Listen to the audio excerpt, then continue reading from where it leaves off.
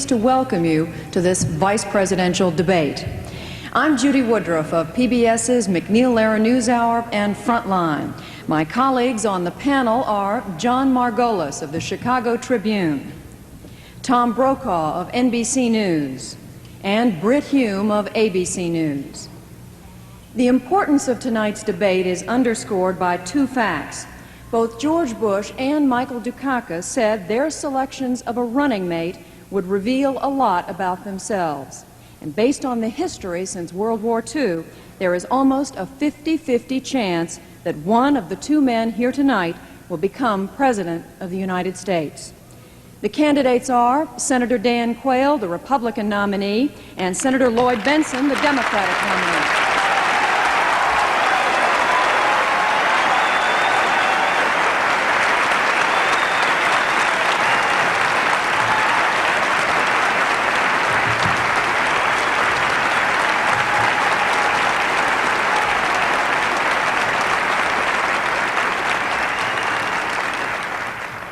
For the next 90 minutes, we will be questioning the candidates following a format designed and agreed to by representatives of the two campaigns.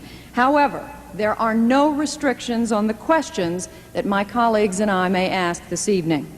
By prior agreement between the two candidates, the first question goes to Senator Quayle, and you have 2 minutes to respond.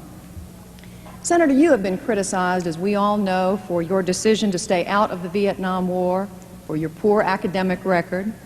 But more troubling to some are some of the comments that have been made by people in your own party.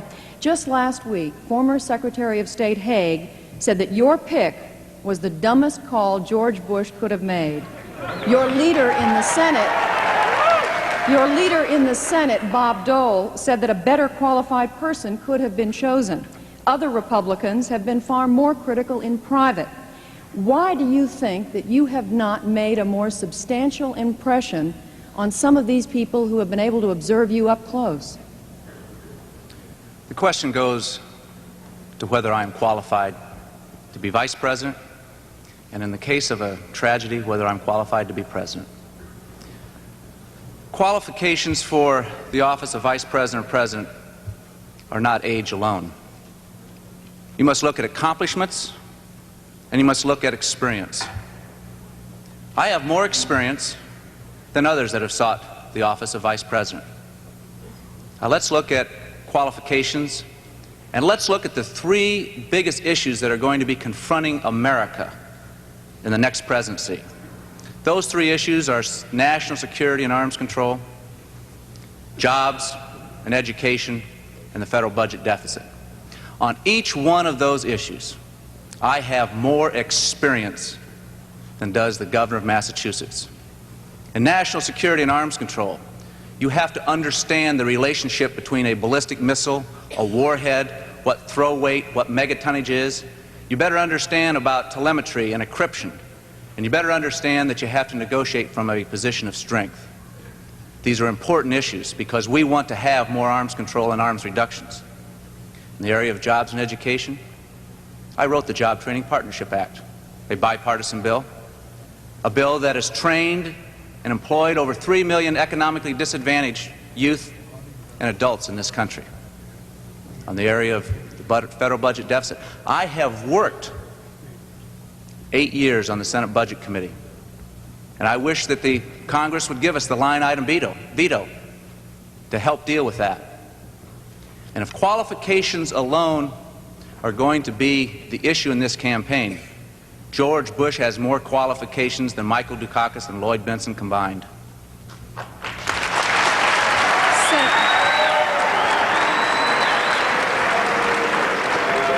Senator Bentsen, I'm going to interrupt at this point and ask once again that the audience please keep your responses as quiet as possible. We know that many of you here are for one candidate or another, but you are simply taking time away from your candidate, and more likely than not, you'll be causing the partisans for the other candidate to react again when their candidate speaks. So please. Senator Bentsen, you have a 1 minute to respond. This debate tonight is not about the qualifications for the vice presidency. The debate is whether or not Dan Quayle and Lloyd Bentsen are qualified to be President of the United States. Because, Judy, just as you have said, that has happened too often in the past.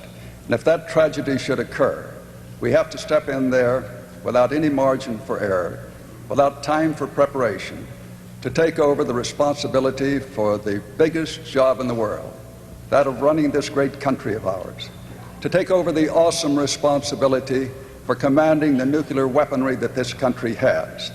Now, the debate tonight is a debate about the presidency itself and a presidential decision that has to be made by you. The stakes could not be higher. Senator Bentsen, a question for you, and you also have 2 minutes to respond. What bothers people is not so much your qualifications, but your split on policy with Governor Dukakis. He has said that he does not want a clone of himself, but you disagree with him on some major issues: aid to the Nicaraguan Contras, the death penalty, gun control, among others. If you had to step into the presidency, whose agenda would you pursue, yours or his? Well, I'm delighted to respond to that question because we agree on so many things and the vast majority of the issues. We agree on the fact that we have to cut this deficit. And Governor Dukakis has been able to cut that deficit 10 budgets in a row in the state of Massachusetts, while he lowered the tax burden on their people from one of the highest to one of the lower in the United States. That is a major sense of achievement, and I admire that, and I'm just delighted to be on the ticket with him. Governor Dukakis and I agree that we ought to have a trade policy for this country, that we've seen this administration more than double the national debt, that they've moved this country from the #1 lender nation in the world to the #1 debtor nation in the world under their administration, that they have not had a trade policy, that they've let trade be a handmaiden for other foreign policy objectives of the country, that this country has exported too many jobs and not enough products. And as I worked to pass a trade bill through the United States Senate, they threw roadblocks in the way every step of the way. But we passed a trade bill that has this premise, that any country that has full access to our markets, we're entitled to full access to their markets. Now that means that we're going to stand tough for America, and we're going to protect those jobs, and we're going to push American products, and we're going to open up markets around the world. We'll show leadership in that respect and turn this deficit in trade around. That's the sort of thing that Michael Dukakis and I will do to bring about a better America for all of our people. Senator Quayle, a minute to respond. As you notice, Senator Bentsen didn't tell you very much about what Governor Dukakis would do. Governor Dukakis, one of the most liberal governors in the United States of America, the one thing he tried to point out about Governor Dukakis is that he's cut taxes. The fact of the matter is, Senator Bentsen, he's raised taxes 5 times. He just raised taxes this last year, and that's why a lot of people refer to him as Tax Hike Mike. That's why they refer to the state of Massachusetts as Taxachusetts, because every time there's a problem, the liberal governor from Massachusetts raises taxes. I don't blame Senator Bentsen for not talking about Governor Michael Dukakis. He's talking more about his record. If I had to defend the liberal policies of Governor Michael Dukakis, I wouldn't talk about it either. John Margolis, a question for Senator Bentsen. Senator Bentsen, you have claimed that Vice President Bush and the Republicans will raid the Social Security Trust Fund, and you have vowed to protect it. But as chairman of the Senate Finance Committee, you must know that there's something to the argument of your fellow Democrat Bob Strauss that some restraint on Social Security growth may be needed, or at least some decision to tax most Social Security benefits as regular income. In fact, you once voted for and spoke for a 6-month delay on cost of living adjustment increases for Social Security.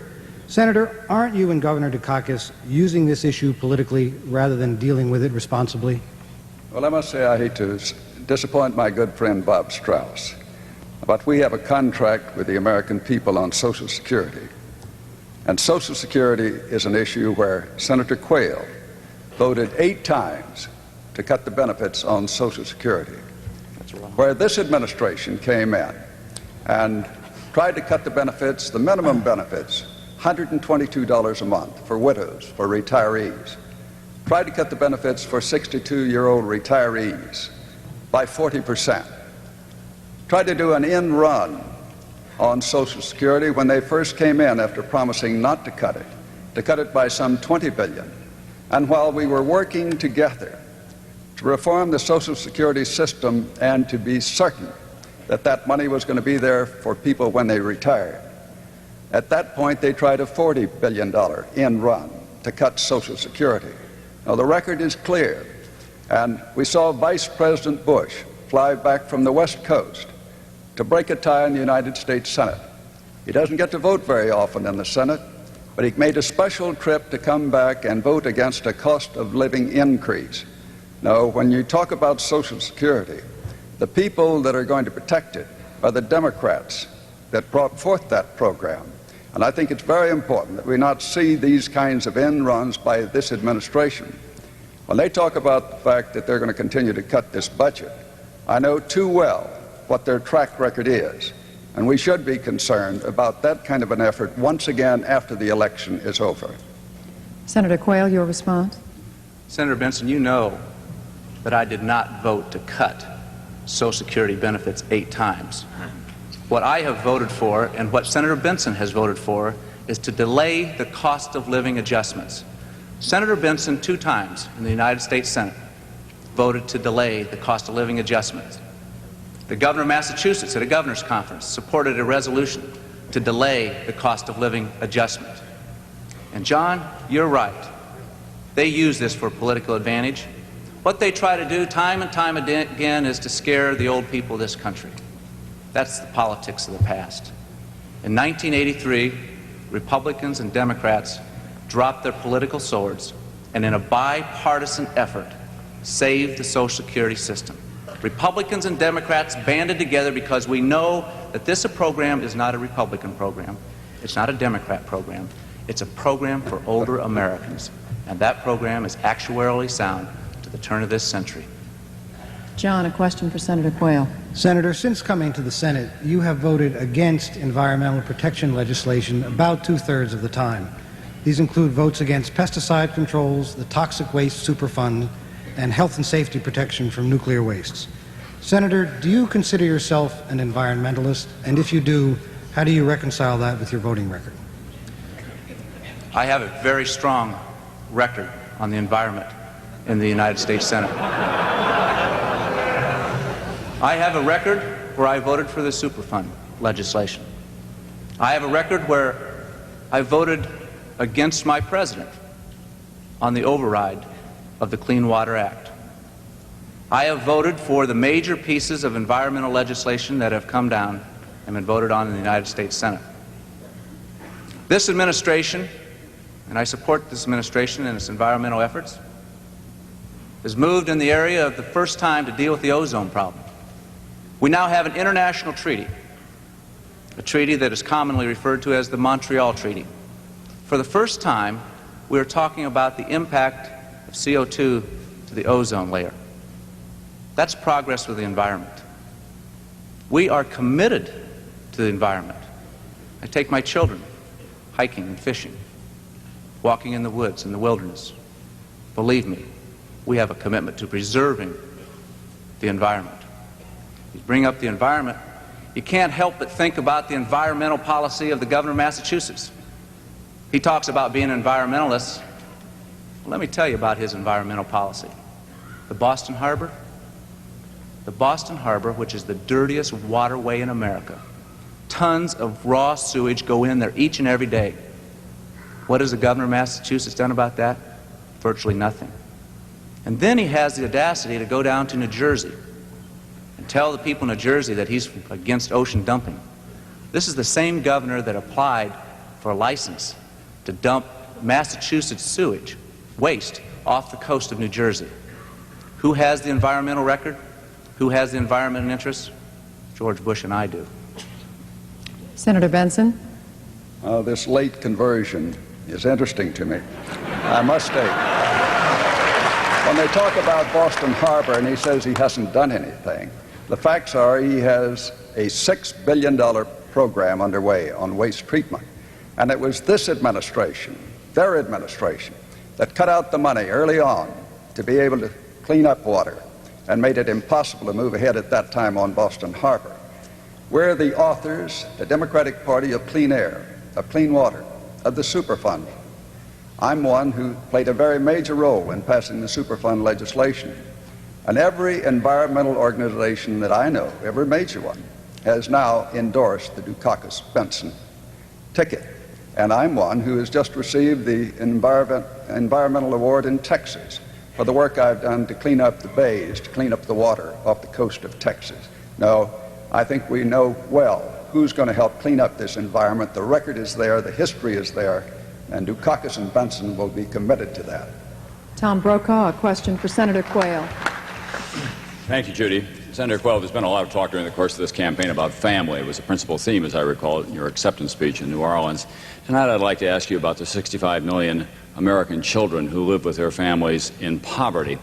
I'd like for you to describe to the audience the last time that you may have visited with one of those families personally, and how you explain to that family your votes against the school breakfast program, the school lunch program, and the expansion of the child immunization program.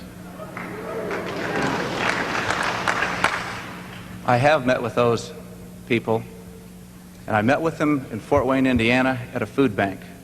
And you may be surprised, Tom, they didn't ask me those questions on those votes, because they were glad that I took time out of my schedule to go down and to talk about how we're going to get a food bank going and making sure that a food bank goes in Fort Wayne, Indiana.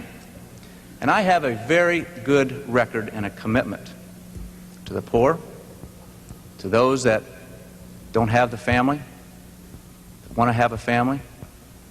This administration and a George Bush administration will be committed to eradicating poverty. Poverty hasn't gone up in this administration. It hasn't gone down much either, and that means that we have a challenge ahead of us. But let me tell you something, what we have done for the poor.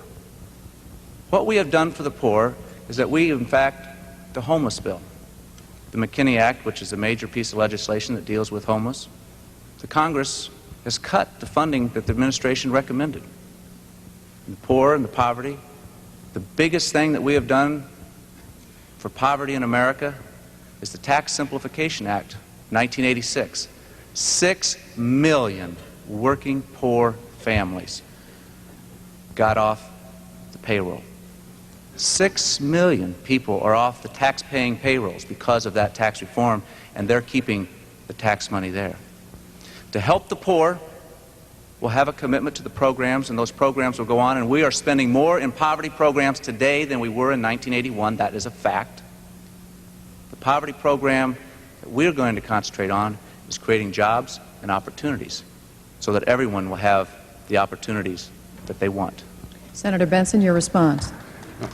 I find that very interesting because he has been of no help at all when it comes to passing the most major welfare reform bill in the history of our country, one where we're working very hard to see that people can get off welfare, break that cycle, take a step up in life, doing the kinds of things that we did there to let them have Medicaid for a year. That's a positive thing that's done.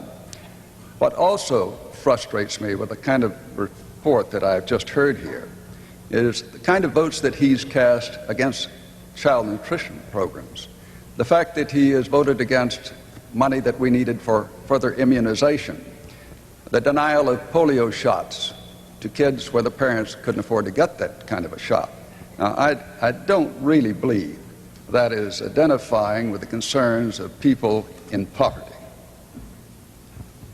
Tom, a question for Senator Bentsen. Senator Bentsen, I'd like to take you back to the question that Judy asked you about your differences with Michael Dukakis on Contra Aid. After all, the Contra Aid is one of the cutting issues of foreign policy of this country in the last 8 years. You and Michael Dukakis seem to be diametrically opposed on that. I have been told that in a closed session of the U.S. Senate, you made one of the most eloquent and statesmanlike speeches in behalf of Contra Aid that anyone had made in the 8 years of the Reagan term. That, in fact, you alluded to the threat that Sandinista regime could pose to your own state of Texas. Governor Dukakis, on the other hand, has described the Contra Aid policy as immoral and illegal. Is he wrong? Governor Dukakis and I have disagreed on the Contra program. No question about that. But my big difference with this administration is they look at the Contra aid program as the only way to resolve that problem. They concentrate on that. And I really think we have to give peace a chance. And that's why I've been a strong supporter of the Arias plan, a plan that won the Nobel Prize for President Arias, the president of Costa Rica. I believe that you have to work with the leaders of those other Central American countries to try to bring about the democratization of Nicaragua by negotiation, by pressure, by counseling, by diplomatic pressure, that we ought to be trying that first. But in concentrating so much just on the Contras, this administration has not paid enough attention to the rest of Central America. The concern I have is that we have a country with 85 million people sharing a 2,000-mile border with us, with half of those people under the age of 15, a country that's had its standard of living cut 50% in the last 6 years. Now, we ought to be concerned about that, and we ought to be involved. I was born and reared on that Mexican border. I speak their language. I've spent a good part of my life down there. Governor Dukakis speaks Spanish, too. He spent a good deal of time in Central and South America. And we believe that we ought to be working together with a new alliance for progress, bringing in other countries to help. Bring in the Europeans, the Spanish, who have a real affinity for that area. Bringing in the Japanese, who have a great capital surplus now and looking for places to invest it. Those are the positive things I think we could do to bring about peace in that area, to help raise that standard of living and give them the kind of stability where democracy can proceed and can prosper and bloom. Those are the kinds of things that we'd be committed to in a Dukakis-Bentsen administration to try to make this world a better place in which to live. Senator Quayle, your response. There's no doubt in a Dukakis administration that the aid would be cut off to the democratic resistance in Nicaragua, and that is unfortunate. The reason it is unfortunate because it is beyond me why it's okay for the Soviet Union to put in billions of dollars to prop up the communist Sandinistas, but somehow it's wrong for the United States to give a few dollars to the democratic resistance. There's a thing called the Monroe Doctrine, something that the governor of Massachusetts has said has been superseded. I doubt if many Americans agree with that. I think they believe in the Monroe Doctrine. Senator Bentsen talked about the entire Central America. There's another issue that Michael Dukakis is wrong on in Central America, and that's Grenada. He criticized our rescue mission in Grenada, according to a UPI report. Criticized that, yet 85% of the American people supported our rescue mission, and we turned a communist country into a non-communist country. The governor of Massachusetts is simply out of step with mainstream America. Brett Hume, a question for Senator Bentsen. Good evening, Senator Bentsen, Senator Quayle. I'm sort of the cleanup man in this order, and I've been asked by my colleagues to try to deal with anything that's been left on base. Senator, I have a follow-up question for you, Senator Quayle, but Senator Bentsen, I first want to ask you a question about PAC money, something I'm sure you're prepared to talk about. Governor Dukakis has tried to make ethics a major issue in the campaign, and he has you as a running mate, a man who leads the league at last count in the receipt of PAC money, that being the money raised by the special interest organizations. That is a kind of campaign financing which Governor Dukakis finds so distasteful that he has refused to accept any of it. Do you find that embarrassing, Senator? No, I don't find it embarrassing at all, because you have to remember that PAC money is the result of the last campaign reform bill, one that talks about employees having greater participation. And what I've done in PAC money is just what my opponent in my campaign has done in his campaign. He's been raising PAC money too. So what you have to do is comply with the laws as they are, whether you're paying taxes or you're playing a football game. Whether you like those laws or not, you comply with them.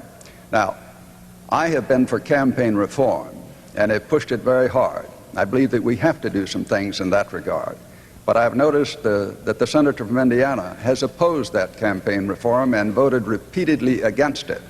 The things we have to do, I believe, that will cut back on soft money, for example, which I look on as, frankly, one of those things that we have had to do because the Republicans have done it for so long. But I think it's a loophole, frankly. But campaign reform, changing the rules of the game, is something we tried repeatedly in this session of the Congress, but only to have the Republicans lead the charge against us and defeat us. And I wish that Senator Quayle would change his mind on that particular piece of legislation and give us the kind of a campaign reform law that I think is needed in America. Senator Quayle, your response.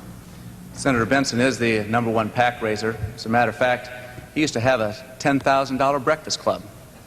$10,000 breakfast club. It only costs high-paid lobbyists, special interests in Washington to come down and have breakfast with the chairman of the Senate Finance Committee, the one that oversees all the tax loopholes in the tax code. $10,000. I'm sure they weren't paying to have cornflakes. But what I'll tell you, the kind of campaign reform I'm supporting, Senator Bentsen, I think it's time that we get rid of PAC money. Support our legislation where we totally eliminate contributions by special interests and political action committees, and let's have the individual contribute and the political parties contribute. That's the kind of campaign reform that Republicans are for. They want to get rid of this special interest money and rely on the individuals and also the political parties. Britt, your question for Senator Quayle. Once again, let me caution the audience, please keep your reactions as quiet as possible. Senator, I want to take you back, if I can, to the question Judy asked you about some of the apprehensions people may feel about your being a heartbeat away from the presidency. And let us assume, if we can, for the sake of this question, that you become vice president and the president is incapacitated for one reason or another and you have to take the reins of power. When that moment came, what would be the first steps that you take and why? First, I'd say a prayer for myself and for the country that I'm about to lead. And then I would assemble his people and talk.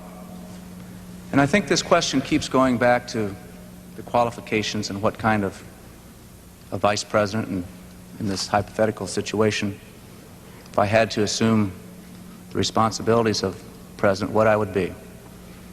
And as I have said, age alone, although I can tell you, after the experience of these last few weeks in the campaign, I've added 10 years to my age. Age alone is not the only qualification.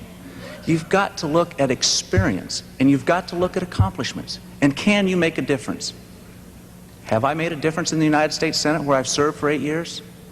Yes, I have. Have I made a difference in the Congress that I've served for 12 years? Yes, I have.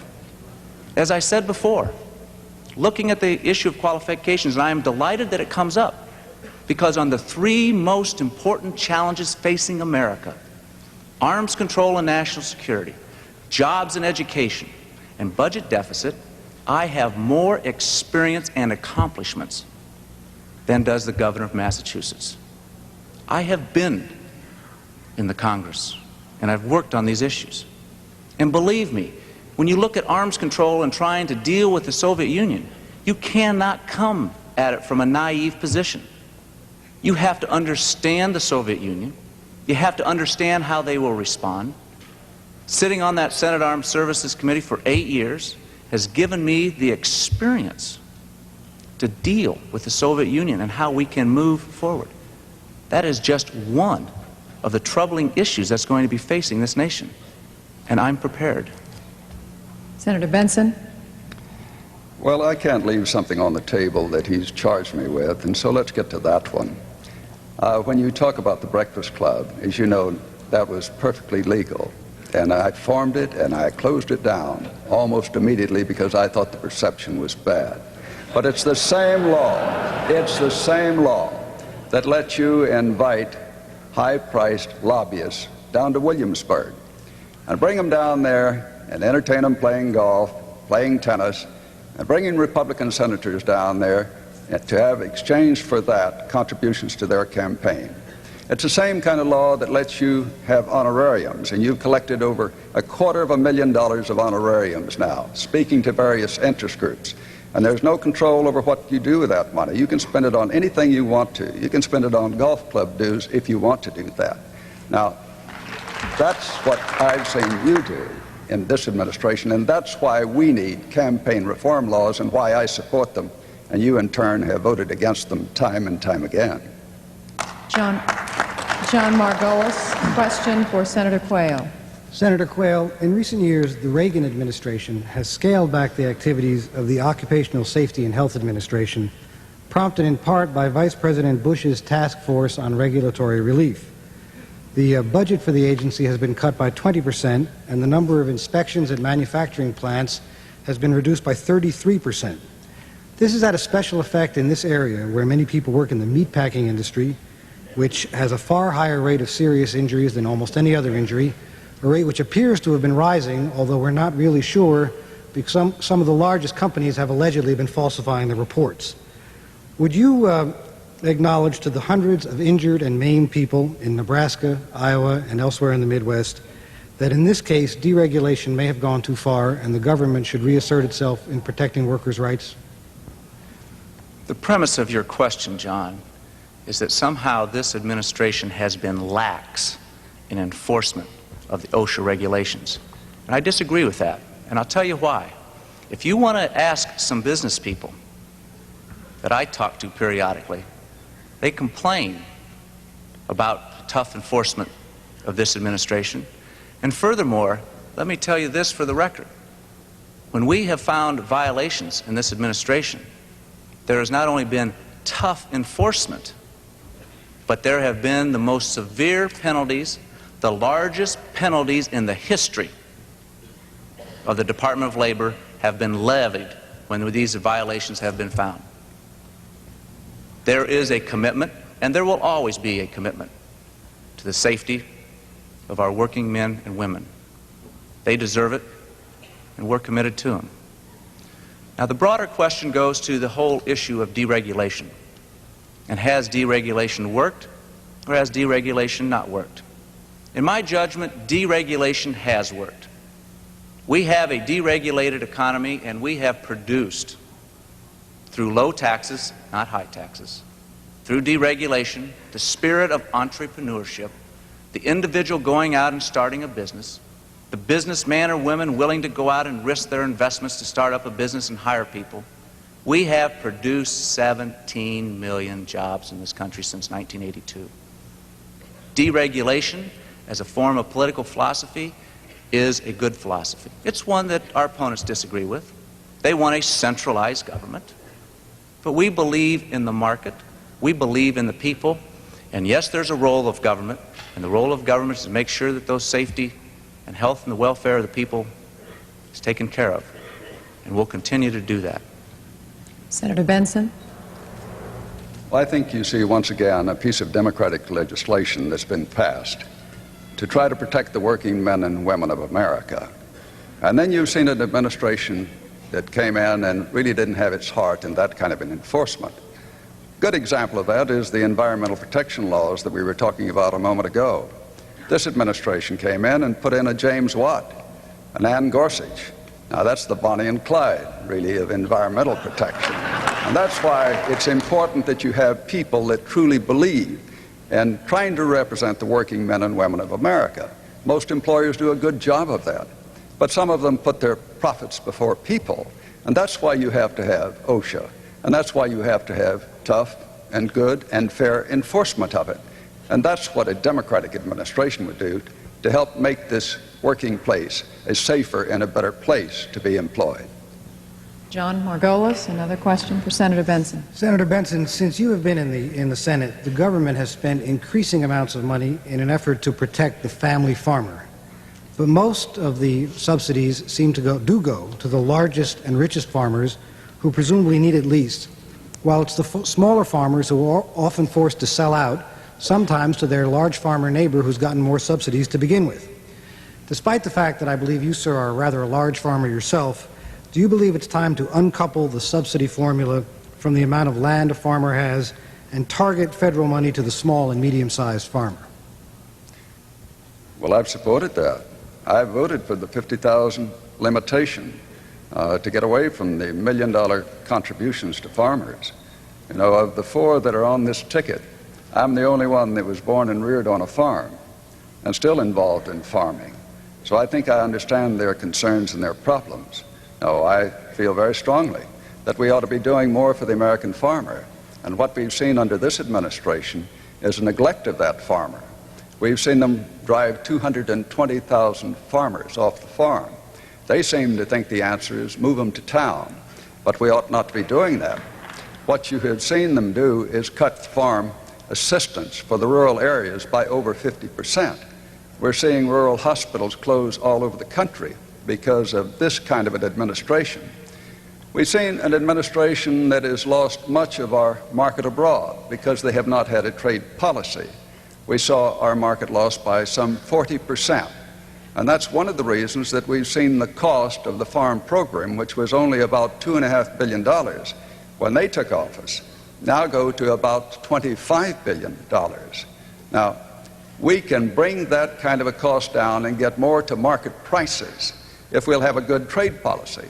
I was in January visiting with Mr. Takeshita, the new Prime Minister of Japan. I said, you're paying 5 times as much for beef as we pay for it in our country, 6 times as much for rice. You have a $60 billion trade surplus with us. You could improve the standard of living of your people. You're spending 27% of your disposable income on food. We spend 14 or 15%. When you have that kind of a barrier up against us, well, that's not free and fair trade, and we don't believe that should continue. We would be pushing very hard to open up those markets and stand up for the American farmer and see that we recapture those foreign markets. And I think we can do it with the Dukakis-Bentsen administration. Senator Quayle. Senator Bentsen talks about recapturing the foreign markets. Well, I'll tell you one way that we're not going to recapture the foreign markets, and that is if, in fact, we have another Jimmy Carter grain embargo. Jimmy Carter grain embargo set the American farmer back. You know what the farmer's interested in? Net farm income. Every 1% of increase in interest rates, $1 billion out of the farmer's pocket. Net farm income, increase inflation, another $1 billion. Another thing the farmer's not interested in, and that's supply management that the Democratic platform talks about. But the governor of Massachusetts, he has a farm program. He went to the farmers in the Midwest and told them not to grow corn, not to grow soybeans, but to grow Belgium endive. That's what he and his Harvard buddies think of the American farmer. Grow Belgium endive. To come in and to tell our farmers not to grow corn, not to grow soybeans, that's the kind of farm policy you'll get under a Dukakis administration, and one I think the American farmer rightfully will reject. Tom Brokaw, a question for Senator Bentsen.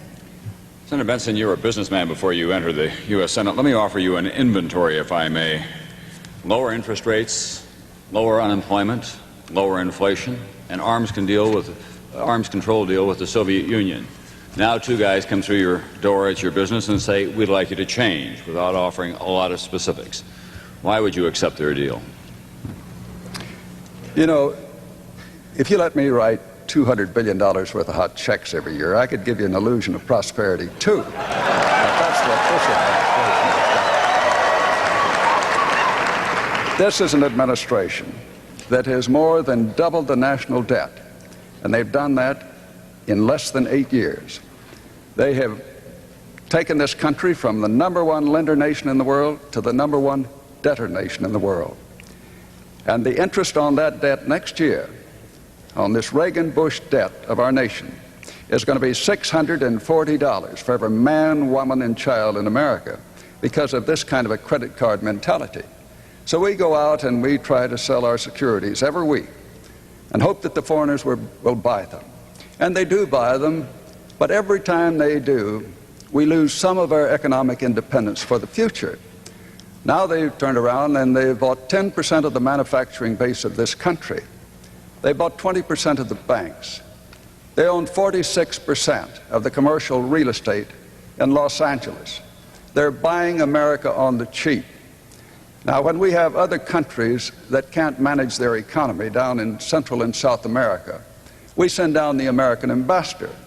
We send down the International Monetary Fund, and we tell them what they can buy and what they can sell and how to run their economies.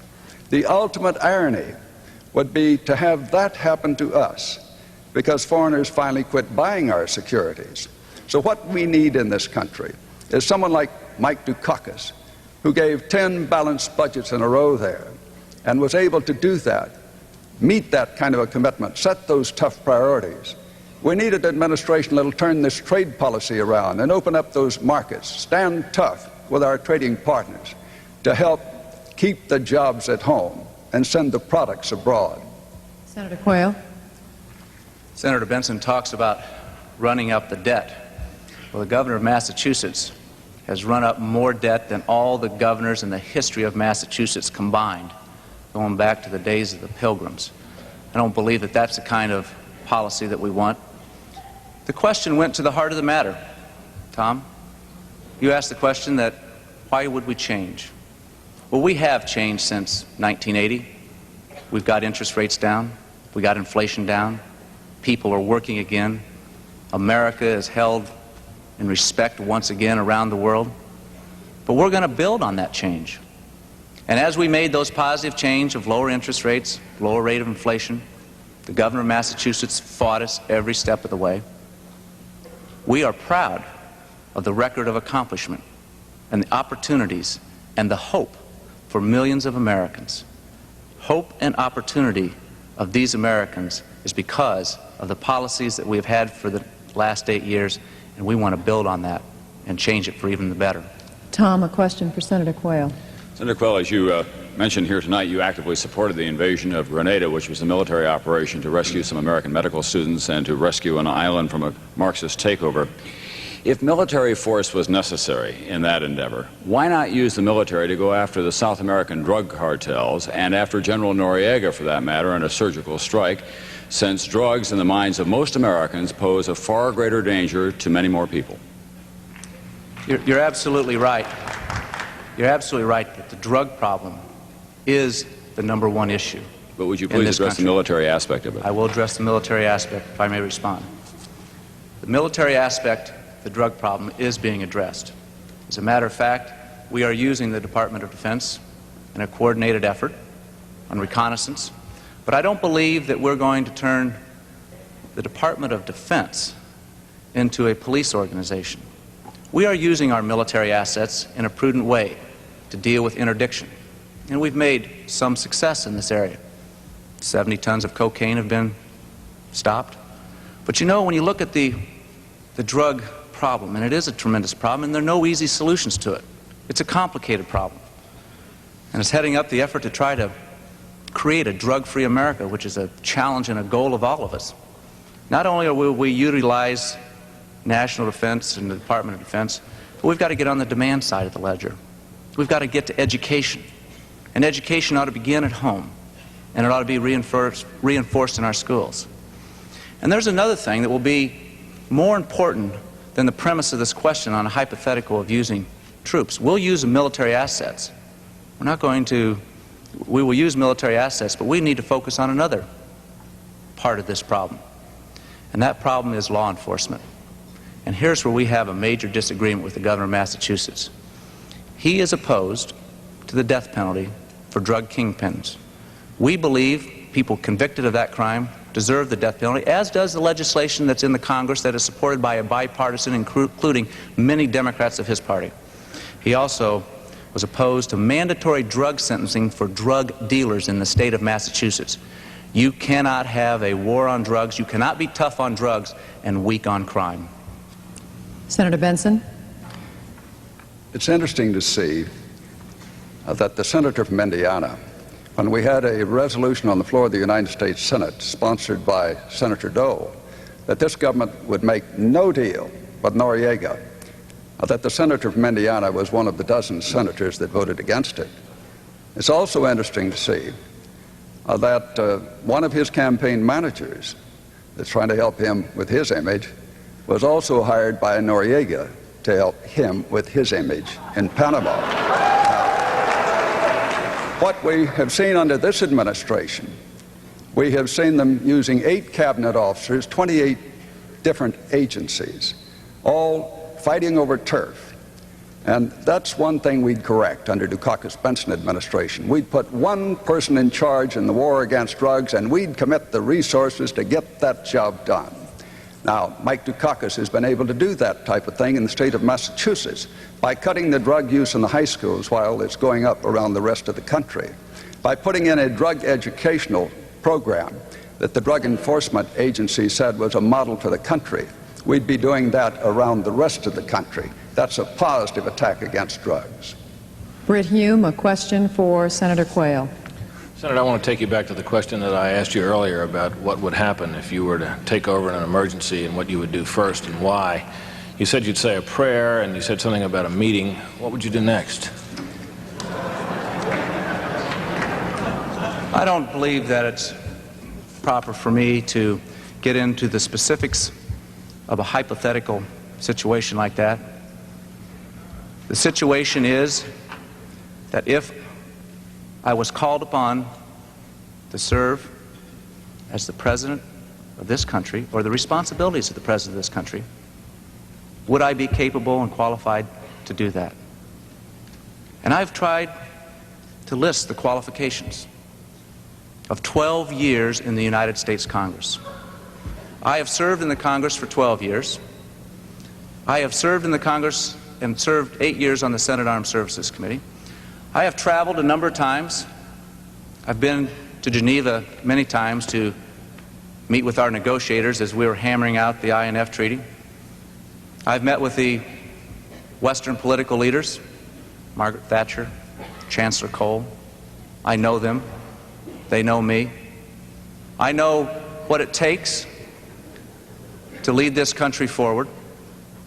And if that situation arises, yes, I will be prepared, and I'll be prepared to lead this country if that happens. Senator Bentsen. Once again, I think what we're looking at here is someone that can step in at the presidency level at the moment, if that tragedy would occur. And if that's the case, again, you have to look at maturity of judgment, and you have to look at breadth of experience. You have to see what kind of leadership roles that person has played in his life before that crisis struck him. And if you do that type of thing, then you arrive at a judgment that I think would be a wise one. And I hope that would mean that you'd say, we're going to vote for Mike Dukakis and Lloyd Bentsen.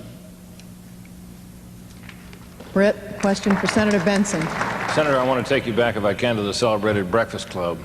When it was first revealed that you had a plan to have people pay $10,000 a plate to have breakfast with you, you handled it with disarming, not to say charming candor. You said it was a mistake, and you disbanded it and called the whole idea off, and you were widely praised for having handled it deftly. The question I have is, if the Washington Post had not broken that story and other media picked up on it, what can you tell us tonight as to why we should not believe that you would still be having those breakfasts to this day? Well, I must say, but I don't make many mistakes, but that one was a real doozy, and I agree with that. And as you know, I immediately disbanded it. It was perfectly legal. And you have all kinds of such clubs on the Hill, and you know that. But I still believe that the better way to go is to have a campaign reform law that takes care of that kind of a situation. Even though it's legal, the perception is bad. So I would push very strong to see that we reform the entire situation. I'd work for that end, and that's what my friend from Indiana has opposed repeatedly, vote after vote. Senator Quayle. He disbanded the club, but he still got the money. He is the number one receiver of political action committee money. Now, Senator Bentsen's talked about reform. Well, let me tell you about the reform that we're pushing. Let's eliminate political action committees, the special interest money. There's legislation for the Congress to do that. That way we won't have to worry about breakfast clubs or who's the number one PAC raiser. We can go back and get the contributions from the working men and women and the individuals of America. We can also strengthen our two-party system, and it needs strengthening, and rely more on the political parties than we have in the past. That's the kind of campaign reform that I'm for, and I hope the Senator will join me. John Margolis, a question for Senator Bentsen. Senator, we've all just finished, most America has just finished one of the hottest summers it can remember, and apparently this year will be the 5th out of the last 9 that are among the hottest on record. No one knows, but most scientists think that something we're doing, human beings are doing, are exacerbating this problem, and that this could, in a couple of generations, threaten our descendants' comfort and health and perhaps even their existence. As Vice President, what would you urge our government to do to deal with this problem? And specifically as a Texan, could you support a substantial reduction in the use of fossil fuels, which might be necessary down the road? Well, I think what you can do in that one, and which would be very helpful, is to use a lot more natural gas, which burns a lot cleaner. And what Mike Dukakis has said is that he'll try to break down those regulatory roadblocks that you have in the regulatory agency that denies much of the passage of that natural gas to the Northeast, where you in turn can fight against acid rain, which is another threat because it's sterilizing our lakes, it's killing our fish. And it's interesting to me to see in the resume of Senator Quayle that he brags on the fact that he's been able to fight the acid rain legislation. I don't think that that's a proper objective in trying to clean up this environment. But the greenhouse effect is one that has to be a threat to all of us. And we have to look for alternative sources of fuel. And I've supported that very strongly. The Department of Energy is one that has cut back substantially on the study of those alternative sources of fuel. We can use other things that will help the farmer.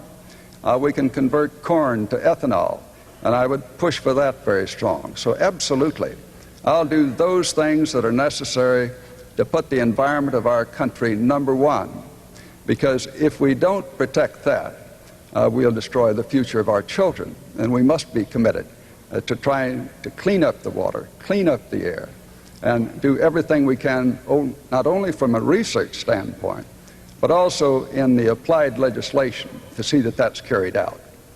Senator Quayle.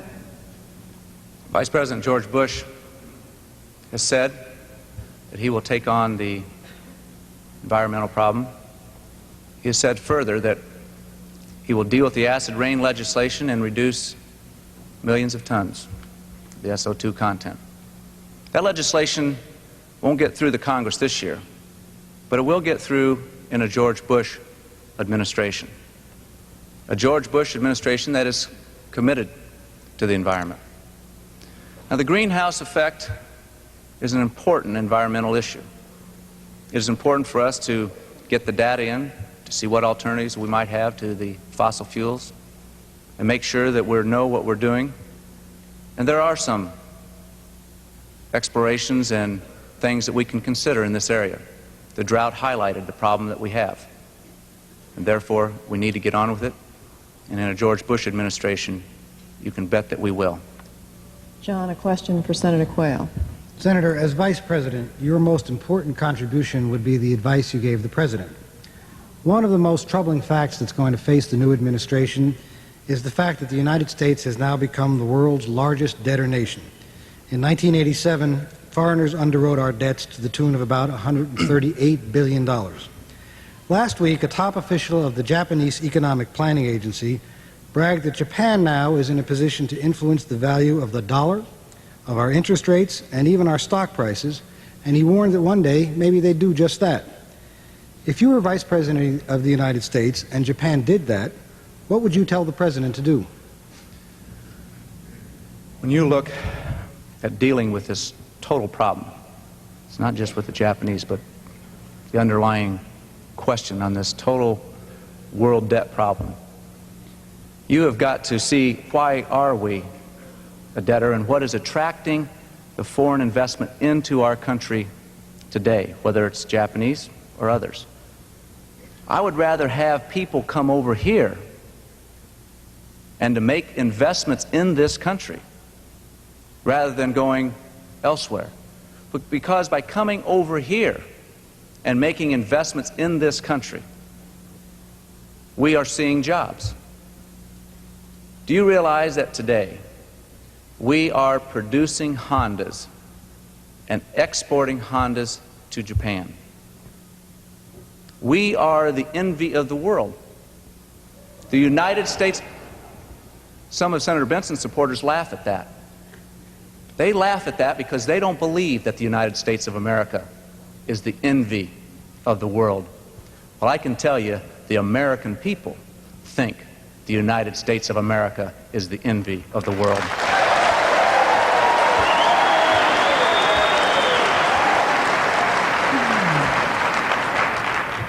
Senator Bentsen. Oh, I'm sorry. Go ahead. We are the greatest nation in this world and the greatest economic power. Now, there's been some talk in Congress about forgiveness of debt. Forgiveness of debt is wrong. Forgiveness of international debt would be counterproductive. And I'd like to see those that talk about forgiving debt, Senator Bentsen, go out and talk about a farmer that's in debt that doesn't have his forgiven. That's not the kind of policy George Bush will have. Senator Bentsen. Well, I've told you what I'd do about trade and trying to help turn that situation around. But what we also should do is get them to give us more burden sharing when it comes to national defense. We have a situation today where, on a per capita basis, people in Western Europe are spending about 1/3 as much as we are in our country. And then when you go to Japan, where we're spending 6.5% on defense of the democracies, they're spending 1%. I met with some of the Japanese business leaders, talking to them about it. And I said, you know, we have 50,000 troops here in Japan protecting the democracies of Asia. And it costs $3.5 billion a year. You're the number 2 economic power in the world. You ought to measure up to that responsibility and carry some of that cost. I said, if we were not doing what we're doing, we'd have a big budget surplus. And I said, you'd have chaos because you get 55% of your oil from the Persian Gulf and you wouldn't have the U.S. Navy down there to take care of that. Now, the senator from Indiana, when we passed a resolution in the United States Senate to ask for burden sharing on that cost to keep those sea lanes open from the Japanese, he voted against that. I don't understand that. Tom Brokaw, a question for Senator Quayle. Senator Quayle, I don't mean to beat this drum until it has no more sound left in it, but to follow up on Brett Hume's question, when you said that it was a hypothetical situation, it is, sir, after all, the reason that we're here tonight, because you are running not just for vice president. And if you cite the experience that you had in Congress, surely you must have some plan in mind about what you would do if it fell to you to become president of the United States, as it has to so many vice presidents just in the last 25 years or so. Let me try to answer the question one more time. I think this is the 4th time that I've had this question. And I think that 3 times that I've had this question, and I'll try to answer it again for you as clearly as I can. Because the question you're asking is, what kind of qualifications does Gan Quayle have to be president? What kind of qualifications do I have, and what would I do in this kind of a situation? And what would I do in this situation? I would make sure that the people in the cabinet and the people and the advisors to the president are called in, and I'll talk to them, and I'll work with them. And I will know them on a first-hand basis, because as vice president, I'll sit on the National Security Council. And I'll know them on a first-hand basis because I'm going to be coordinating the drug effort. I'll know them on a first-hand basis because Vice President George Bush is going to recreate the Space Council, and I'll be in charge of that. I will have day-to-day activities with all the people in government. And then, if that unfortunate situation happens, if that situation, which would be very tragic, happens, I will be prepared to carry out the responsibilities of the presidency of the United States of America. And I will be prepared to do that. I will be prepared not only because of my service in the Congress, but because of my ability to communicate and to lead. It is not just age, it's accomplishments, it's experience. I have far more experience than many others that sought the office of Vice President of this country. I have as much experience in the Congress as Jack Kennedy did when he sought the presidency. I will be prepared to deal with the people in the Bush administration if that unfortunate event would ever occur. Senator Bentsen. Senator, I served with Jack Kennedy. I knew Jack Kennedy. Jack Kennedy was a friend of mine. Senator, you're no Jack Kennedy. What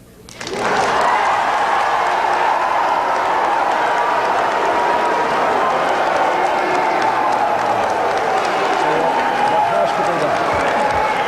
What has to be done? in a situation like that, Please. in a Please, situation once like again, You're that, only taking time is to call in away the from joint. your own candidate. That was really uncalled for, Senator.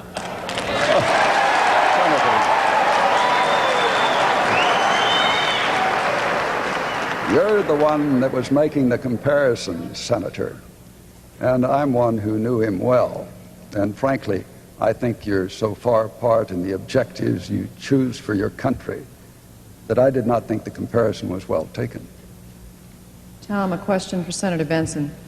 Since you seem to be taking no hostages on the stage, let me ask you a question about the American hostages, 9 still in brutal captivity in the Middle East. Senator Bentsen, you have been critical of the Iran-Contra affair, but tell me, does the Dukakis-Bentsen ticket have any realistic plan for getting the American hostages being held in the Middle East released in any due time? Tom, that's one of the toughest problems that any chief executive will face, because you can't help but have the sympathy for that family and for those hostages in themselves. But the one thing we ought to know by now is that you can't go out and make secret deals with the Ayatollah. You can't trade arms for hostages.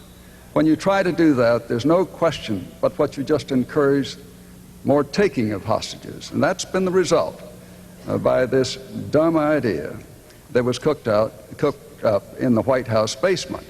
And I want to tell you that George Bush, attending 17 of those meetings and having no record of what he said, if Lloyd Bentsen was in those meetings, you would certainly hear from him, and no one would be asking, where is Lloyd? Because I would be saying, that's a dumb idea, and now let's put an end to it. And I would speak up on that type of thing. So all you can do in that is to continue to push, use every bit of diplomatic pressure you can, what you can do in the way of economic pressure in addition to that. And that's what you would strive to do, to have a successful release finally of those hostages, but not to encourage more taking of hostages. Senator Quayle. There's no doubt about it that arms for hostages is wrong, and it will never be repeated. We learn by our mistakes. But there have been a number of successes in foreign policy in this administration. But the question goes to a very difficult one. How do you do it? No one has the answer. If they did, we'd certainly do it. But we won't keep trying. We'll keep trying. We'll keep the doors open. And hopefully someday, Iran and others who control those hostages will want to return to civilized international community.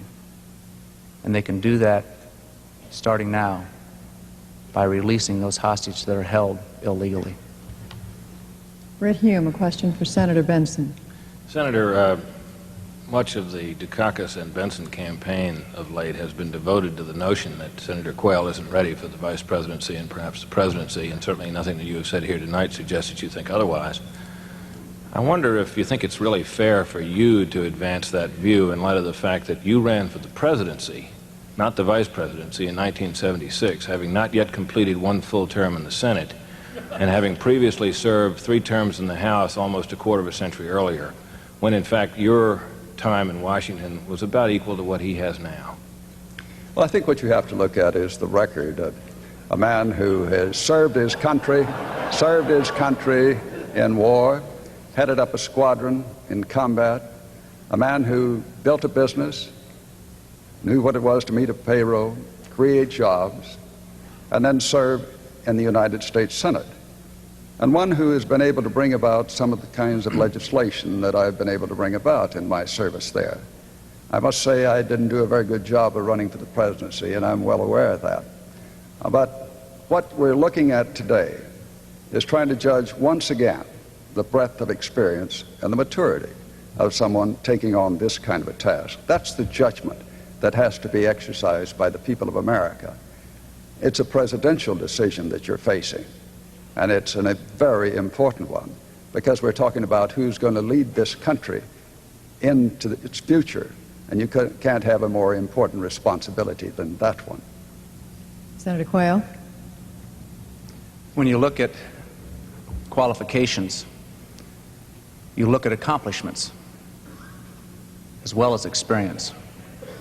And one of the accomplishments that I'm proudest of is the authorship of the Job Training Partnership Act that has trained and educated and employed over 3 million young people and adults that are economically disadvantaged. And we did it in a way that we got the private sector to involve itself with the public sector. On private industry councils throughout America that serve over the service delivery areas, we have 51% of that private industry council that are businessmen and women. We have members of unions. We have community-based organizations. We have education leaders. And what we've been able to do is establish a program that's working, that's putting people back to work. That is an accomplishment, and that is an accomplishment that I will take with me into the White House. Brett, a question for Senator Quayle. Senator, I want to ask you a question that may be a little off the subject of politics, which is aimed to get more at the question of what sort of person you are. I would hope that, Senator Bentsen, if you choose to, you might choose to answer the same question in your rebuttal time. Senator, can you identify any work of literature or art or even a film that you have seen or read or experienced in any way in the last 2 years that has had a particularly strong effect on you, and tell us why? In the last 6 months, I think there are 3 very important books that I read that have had an impact. The 3 books are: 1, Richard Nixon's victory in 1999, Senator Richard Lugar's Letters to the Next President, Bob Massey's Nicholas and Alexandra, which deals with the fall of the Russian Empire and the coming of Leninism in 1917. Those 3 books, which I read over the last spring vacation and early summer, had a very definite impact, because what former President Nixon and Senator Richard Lugar were talking about was a foreign policy as we move toward the 21st century. And the historical book of the downfall of the Tsar and the coming of Leninism, combining those 3 books together, gave me a better appreciation of the challenges that we have ahead of us. In Senator Lugar's book, he talks about the advancement of human rights around the world. He talked about his leadership effort in the Philippines and South Africa, where we now see human rights and advancement on the Reagan agenda. Former President Nixon talked about what we're going to do after détente and arms control, and how we're going to pursue new arms control with the Soviet Union. Talked a little bit about how we deal with the Soviet Union, and this is one of the differences between George Bush and Michael Dukakis. Because George Bush understands to deal with the Soviet Union and to get progress, you must deal from a position of strength. And the governor of Massachusetts doesn't understand that. I understand it, and a George Bush administration will pursue that policy. Senator Bentsen. Well, I think reading, pardon me, I think reading Winds of War and Guns of August back to back, I think that really shows you how we make the same mistakes too often, over and over again. And it seems to me that the senator from Indiana is beginning to do that one. As I look on our progress that's been made toward disarmament and cutting back on nuclear weapons, and see what Ronald Reagan has been able to do with the INF Treaty, and I think he deserves great credit for that one. I see a situation where the senator from Indiana has now jumped off the reservation when we talk about building on what Ronald Reagan has done, and opposes what Ronald Reagan wants to do, the Joint Chiefs of Staff and the Secretary of Defense, and says, let's go slow on doing further disarmament and trying to get to the next treaty. I think that's a mistake. I think that you have to deal with the Russians from strength, and we have to understand that you have to have a strong, modernized nuclear deterrent. But I think we can make substantial progress, and we ought to take advantage of it. I think he's arrived at a very dangerous judgment in the question of war and peace, and it concerns me very much, because I saw him also try to sabotage the INF Treaty when it was on the floor of the United States Senate, with what he was doing there. He's listening once again Senator. to the winds of the radical right. My light was still on, Judy. John Margolis. Question for Senator Quayle. Senator Quayle, I want to go back to the matter of qualifications, which I think for most people is more than just your how long you've been in the John, we can't hear you. Can you what? speak? Can you hear now? I can hear you.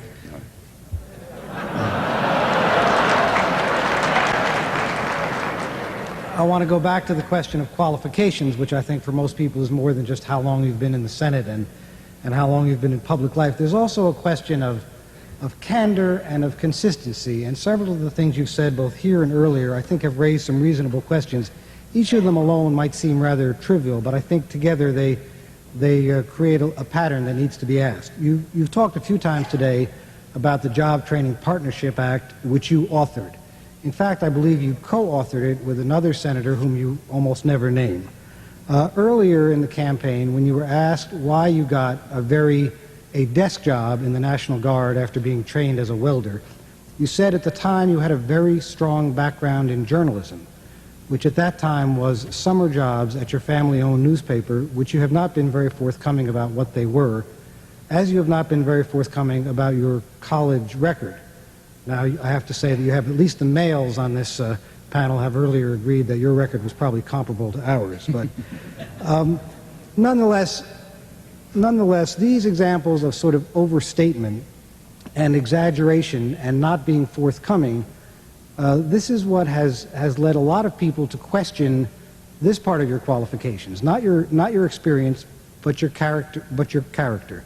Would you like to set some of these things straight now as to what you did in your summer jobs in college, what your grades were like, and would you like to identify your co-sponsor of the Job Training Partnership Act?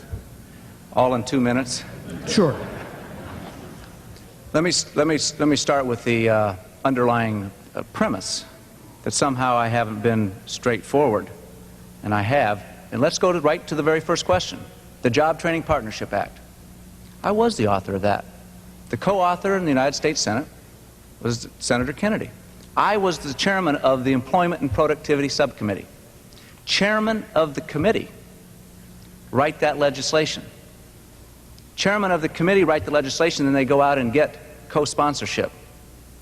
And when you are the chairman of the committee and you sit down and you write the legislation, you are the author of that. And I'm proud to have been the author of that. Because you know what we had? We had a CETA program that spent $50 billion from about 1973 through 1982. And when we concluded that program, unemployment was higher than when it began. It was a program that didn't work, and the Job Training Partnership Act does work. Now the issue of releasing all my grades. I am, and I stand before you tonight as the most investigated person ever to seek public office. Thousands of journalists have asked every professor I've had, all my teachers, and they know, and I have never professed to be anything but an average student. I have never said that I was anything more than that, but it's not whether you're an average student, it's what are you going to do with your life? And what have I going to do with my life? I have committed it to public service since I was 29 years of age, elected to the House of Representatives, elected to the United States Senate when I was 33, and now have the opportunity at 41 to seek the office of the Vice Presidency. Senator Bentsen.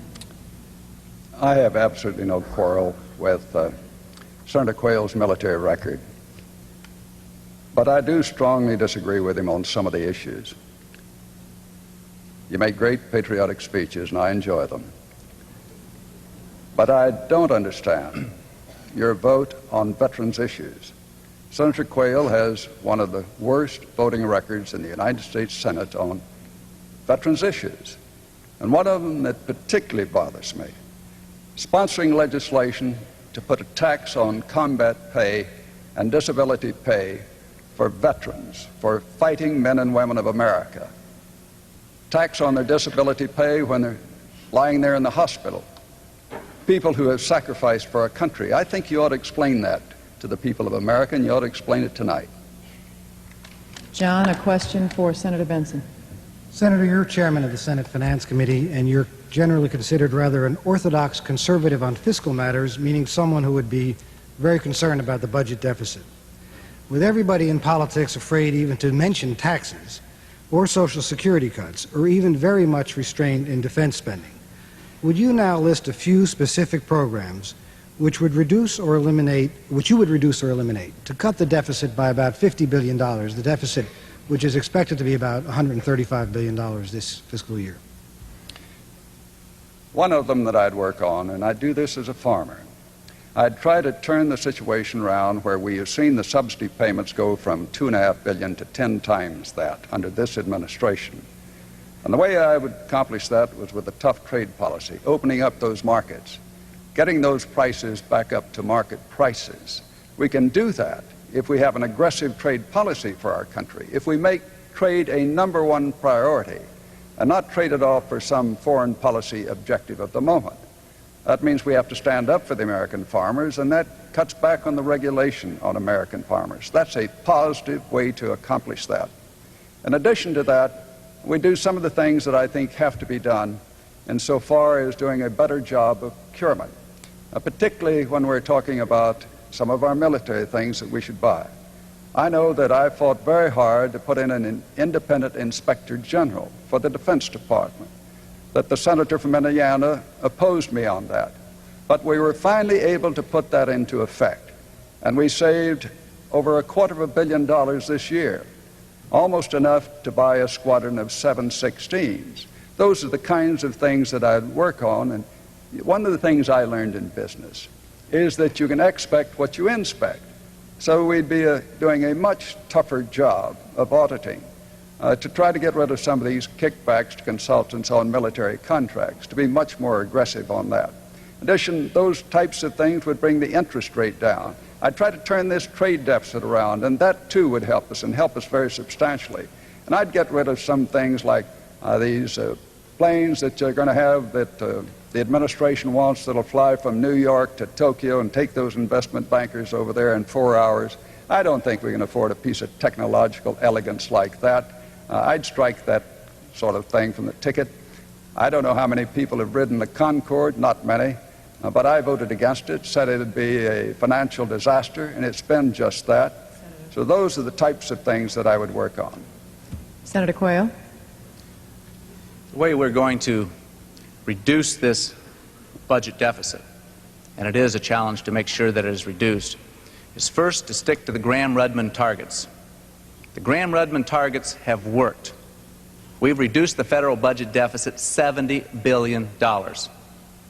Senator Bentsen voted against Graham-Rudman, the very tool that has been used to bring the federal budget deficit down.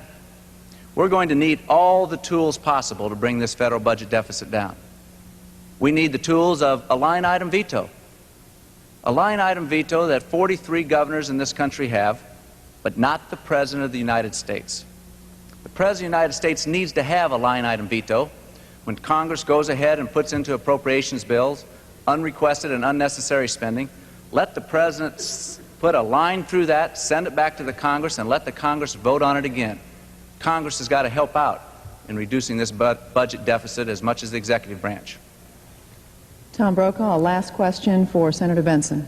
Senator Bentsen, I'd like to ask you about your split personality during this election year. You're running on the ticket with Michael Dukakis, a man who is opposed to the death penalty, a man who is in favor of gun control, and at the same time you're running for the United States Senate in the state of Texas, where your position on many of those same issues is well known and absolutely opposed to him. How do you explain to the people of Texas how you can be a social conservative on those cutting issues and still run with Michael Dukakis on the national ticket? Michael Dukakis wasn't looking for a clone. I think it's part of the strength and the character of this man that he reaches out and that he wants someone that will speak up, and that I'll do. I've seen many chief executives come into my office and say they're going over and tell the President of the United States off. They're going to pound the desk and go into that office and turn to jello. Now, I've dealt with many a president, and I don't hesitate for a minute to speak up. But when you're talking about something like the death penalty, where Michael Dukakis and I do disagree, what you really ought to get to is what's being done against crime and what kind of progress he's been able to make. In the state of Massachusetts, he has the homicide rate down to the lowest of any industrial state. It's substantially ahead of the national average. He's been able to do that with an educated program for the people of that state by adding some 1,500 new police officers. He's done it in turn by the leadership that I think he will bring to the ticket when he becomes President of the United States and fighting drugs. He's taken it down some 4% in the high schools of that state while it's gone up around the rest of the nation. But you would see him as President of the United States being very aggressive in this fight against crime and having that kind of a successful result. And that's one of the reasons I'm delighted and proud to be on the ticket with him. Sure, we have some differences, but overall we have so many things we agree on. This situation of a trade policy, of cutting back on the deficit, those are positive plus things and major issues facing our nation. Senator Quayle? One of the things that they don't agree on is in the area of national defense. National defense and how we're going to preserve the freedom in this country. Michael Dukakis is the most liberal national Democrat to seek the office of presidency since George McGovern. He is against the MX missile, the Midget Man, cutting 2 aircraft carriers. He is opposed to many defense programs that are necessary to defend this country. That's why former Secretary of Defense and former Energy Secretary in the Carter administration, Jim Schlesinger, in an open letter to Time magazine, asked Governor Dukakis, "Are you viscerally anti-military?" Jim Schlesinger never got an answer. And the reason he did is because the governor of Massachusetts doesn't want to answer former Secretary Jim Schlesinger on that very important question. Tom, a last question for Senator Quayle. Senator Quayle, all of us in our lifetime encounter an experience that helps shapes our adult philosophy in some form or another. Could you describe for this audience tonight what experience you may have had and how it shaped your political philosophy? There are a lot of experiences that I've had that have shaped my adult philosophy, but the one that I keep coming back to time and time again, and I talk about it at commencement addresses, I talk about it in the high schools, I talk about it when I visit the job training centers, and it's the advice that my maternal grandmother, Martha Pulliam, who's 97 years old, we are a modern-day 4-generation family. The advice that she gave me when I was growing up is advice that I've given my children, and I've given to a number of children, a number of people. And it's very simple. It's very common sense. And she says, you can do anything you want to if you just set your mind to it and go to work. Now, the Dukakis supporters sneer at that because it's common sense.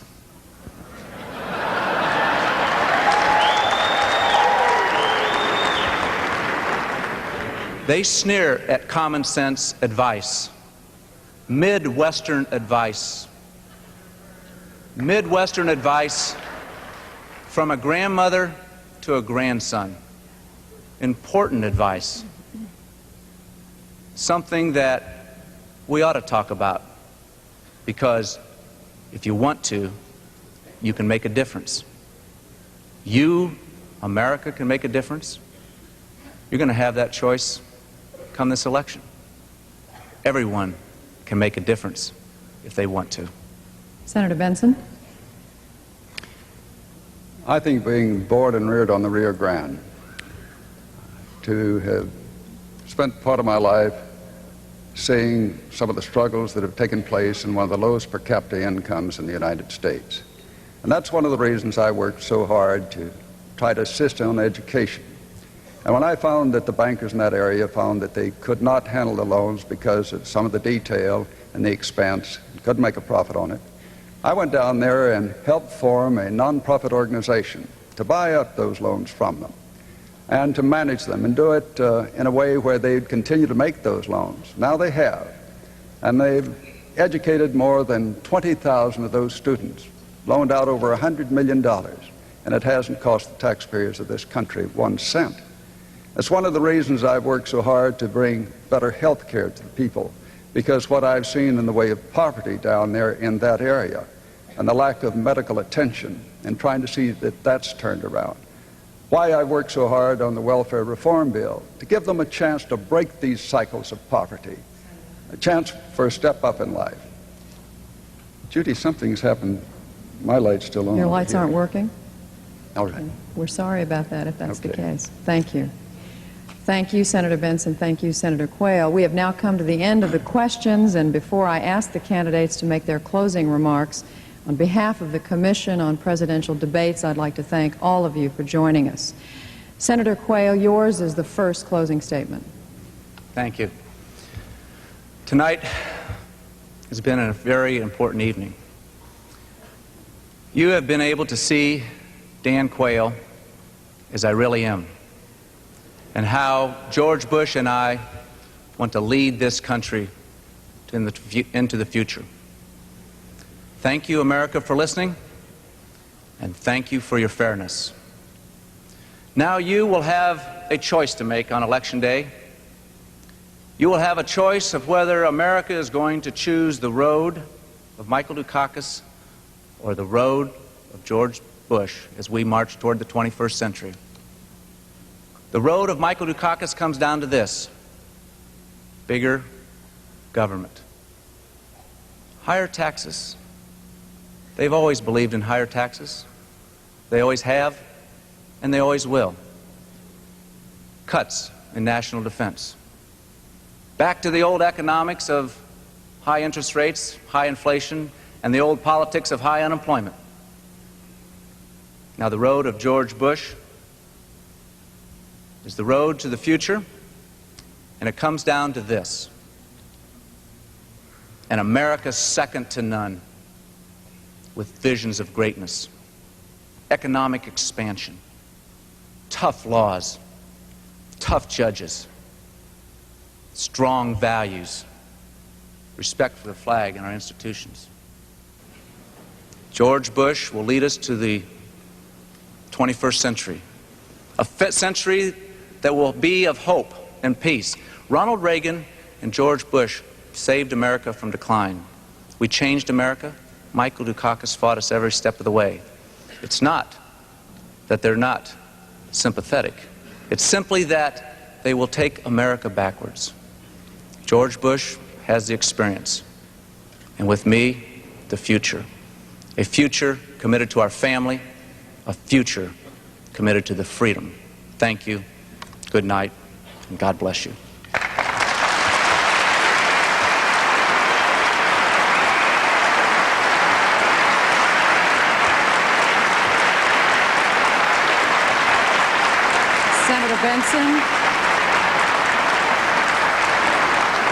Senator Bentsen, your closing statement.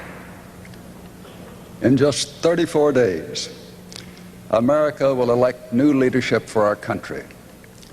It's a most important decision, because there's no bigger job than governing this great country of ours and leading it into its future.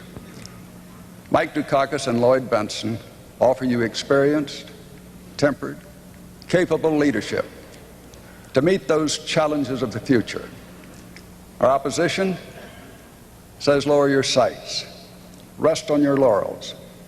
Mike Dukakis and Lloyd Bentsen think America can do better, that America can't just coast into the future, clinging to the past.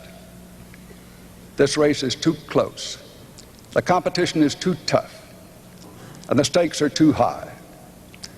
Michael Dukakis and Lloyd Bentsen think America must move into that future, united in a commitment to make this country of ours the most powerful, the most prosperous nation in the world. As Americans, we honor our past, and we should. But our children are going to live in the future. And Mike Dukakis says the best of America is yet to come. But that won't happen, taking care of our economy, just putting it on automatic pilot. It won't happen by accident. It's going to take leadership, and it's going to take courage, and the commitment and a contribution by all of us to do that. I've worked for the betterment of our country, both in war and peace, as a bomber pilot, as one who has been a businessman and a United States Senator, working to make this nation the fairest and the strongest and the most powerful in the world. Help us bring America to a new era of greatness. The debate has been ours, but the decision is yours. God bless you.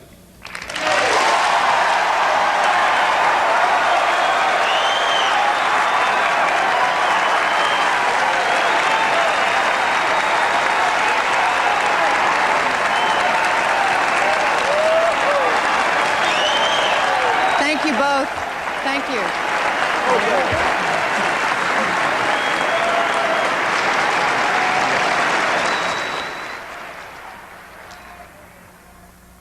That was, of course, the debate between the vice presidential candidates from earlier tonight in the Civic Auditorium in Omaha, Nebraska. As we bring it to you on a tape-delayed basis, we are once again going to open up the phones to give you a chance to respond to the